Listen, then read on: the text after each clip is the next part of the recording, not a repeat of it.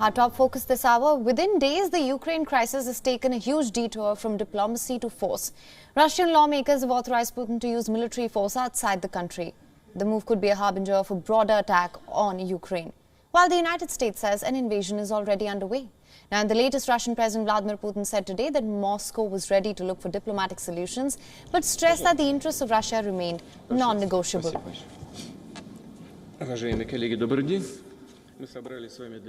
Наша страна всегда открыта для прямого и честного диалога, для поиска дипломатических развязок самых сложных проблем.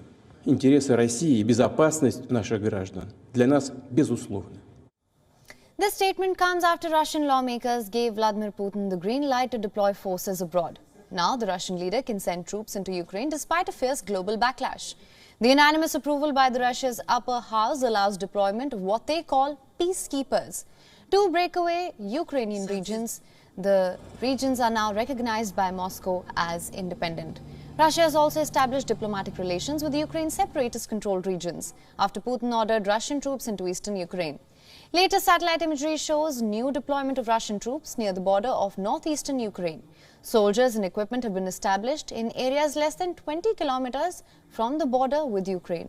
More than 100 military vehicles and dozens of troop tents can be seen in southern Belarus near the Ukraine border as well. New military activity comes after Putin called for demilitarization of Ukraine. Russia has in fact issued a series of provocative statements since recognizing the rebel regions. Putin said that the crisis on the Ukrainian-Russian border could be solved if Kiev recognized Russia's sovereignty over Crimea. Putin has also called for international recognition of Crimea as part of Russia. The Black Sea Peninsula was annexed by Moscow from Ukraine in 2014. Now, Putin said that the best solution to the crisis would be for Kiev to drop its NATO membership ambitions, stay neutral. Putin also blamed Kiev for killing the Minsk peace agreement on Ukraine, adding that there was nothing left to fulfill. The Western brokered peace agreement sought to end the eastern Ukraine conflict. Минские договоренности, они были убиты еще задолго до вчерашнего признания народных республик Донбасса. И не нами, не представителями этих республик, а действующими киевскими властями. Решением этого вопроса было бы, чтобы наши коллеги в западных странах не теряли, что называется, лица, чтобы сегодняшние киевские власти сами отказались от вступления в НАТО. По сути, реализовали бы идею нейтралитета. Russian Foreign Minister Sergei Lavrov also took aim at Ukraine's sovereignty. He suggested that Kiev was less deserving of its status than the Russian-backed separatist republics. Lavrov also claimed that Ukraine did not have a representative government ever since the state coup in 2014. And for more on this, joining us live from the United Kingdom is Anders Kaur, who is a political analyst. Thank you so much for joining us. What can you tell us about the sanctions imposed by the UK on Russia, and how effective do you think these measures will prove to be? Well, they're a first tranche of sanctions against Russia for the initial incursion, the initial invasion.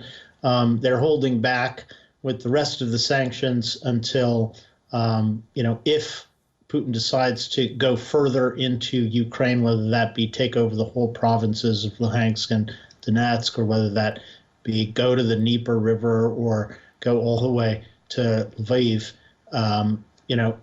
Basically they're holding sanctions in reserve, the big bang sanctions, quote unquote, and the other countries are doing the same. Europe, the United States, everyone's holding back on some of the sanctions, the biggest sanctions, to try to deter Putin from going further.